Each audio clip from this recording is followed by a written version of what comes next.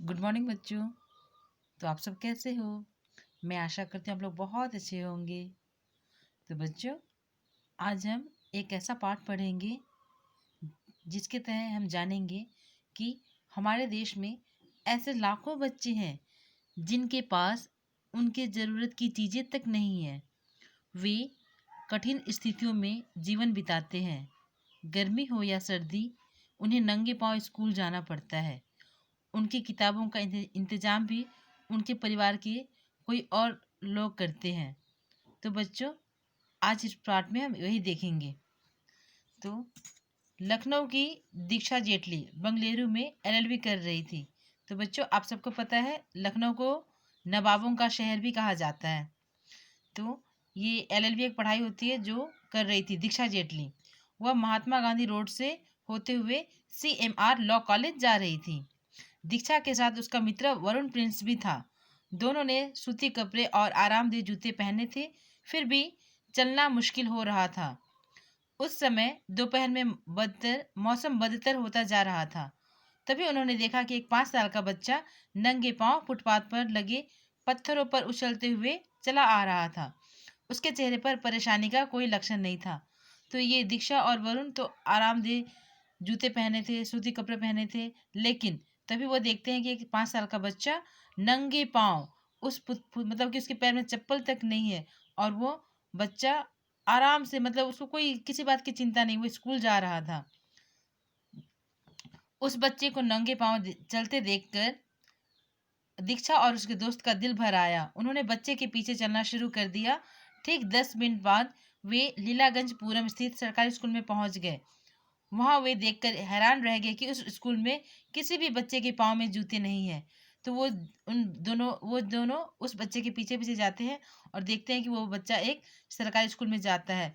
फिर वो दोनों वहां जाते हैं, लेकिन वहां जाने के बाद में वो दोनों देखते हैं कि उस स्कूल में ऐसे कई बच्चे हैं जिनके पाँव में जूते तक नहीं है।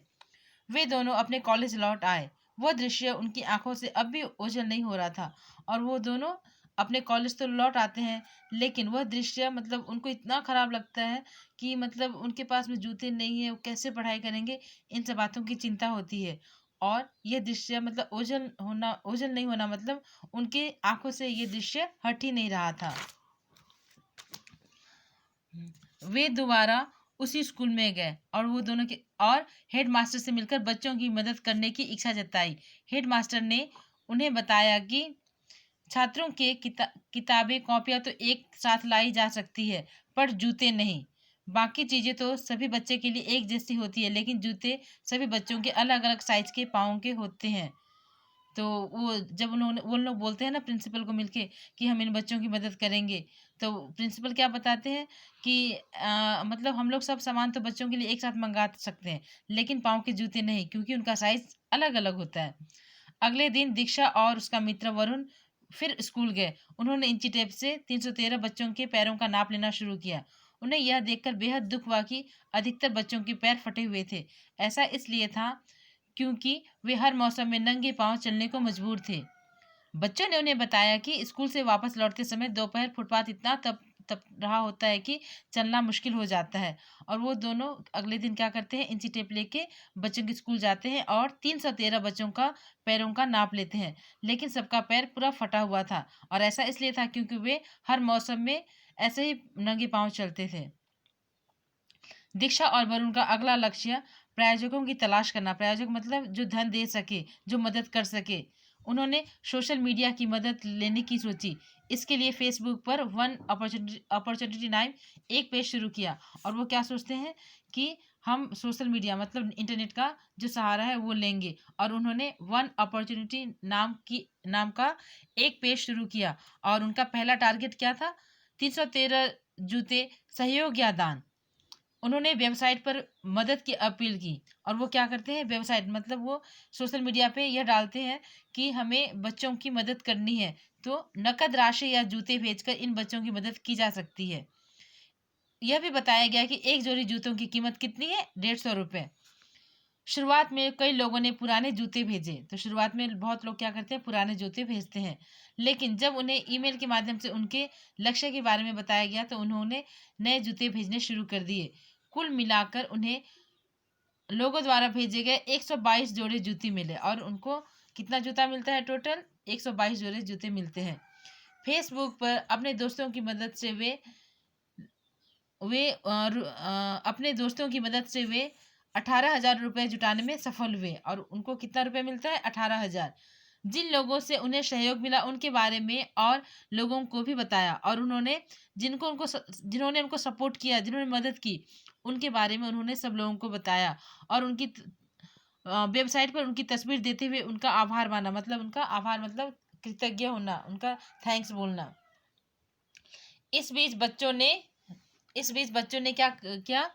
अपने प्रायोजकों को आभार जताने के लिए एक ड्राइंग प्रतियोगिता आयोजित की। इस बीच सबसे बेहतरीन प्रविष्टियां दानदाताओं को भेजी गई, मतलब जिनका ड्राइंग सबसे सुंदर था वो जिन्होंने दान किया था उनको भेजा गया। बच्चों ने अपनी मदद करने वालों को संदेश भेजकर यह आभार जताया कि यह भरोसा दिलाया कि वे अच्छी तरह से पढ़ाई कर उनका गौरव बढ़ाएंगे और बच्चों ने उनको यह संदेश भेजा कि आपने हमें इतना मदद किया, हम आपका आभार हमेशा मानेंगे और अच्छी तरह पढ़ाई करेंगे। बच्चों के अभिभावकों ने बच्चों को प्रत्येक दिन स्कूल भेजने का वचन दिया और बच्चों के मम्मी पापा हमेशा रोज दिन उनको स्कूल भेजने का वचन देते हैं। यह तरीका कॉलेज के छात्रों के लिए एक प्रेरणा बन गई और यह तरीका उन कॉलेज के बच्चों के लिए एक प्रेरणा बन गई। प्रेरणा मतलब अच्छा काम जो जिसके बारे में हर कोई कर सके और उसे देख के दूसरे भी यह सीख सके। अब ये इस तरह के और भी काम करने लगे और इस तरह के वे और भी बहुत सारे काम करने लगते हैं। तो बच्चों इस पाठ से हमने क्या सीखा? बच्चों इस पाठ से हमने यह सीखा कि हमारे माता पिता जो अपनी कठिनाई को हमेशा नज़रअंदाज करते हैं, वे हमारी हर ज़रूरत को पूरा करते हैं। तो क्या बच्चों आपको अपने मम्मी पापा का भी एहसान मानना चाहिए ना? हाँ या ना बोलिए। आप सोचिए, मम्मी पापा को बहुत कुछ मतलब कि हमको ये लेना है, वो लेना है, वो सोचते हैं, लेकिन सबसे पहले वो किसकी ज़रूरत पूरी करते हैं? आपकी। तो बच्चों हमें हमेशा अपने मम्मी पापा के बारे में सोचना चाहिए, अच्छे से पढ़ाई करना चाहिए क्योंकि वो बहुत कष्ट करके हमको पढ़ाते हैं। ठीक है बच्चों? तो आप अब इस बात का ख़्याल रखोगे ना अपने मम्मी पापा के बारे में, क्योंकि आपको वो बहुत कुछ देना चाहते हैं और करते हैं जो उन्होंने नहीं किया। तो बच्चों धन्यवाद।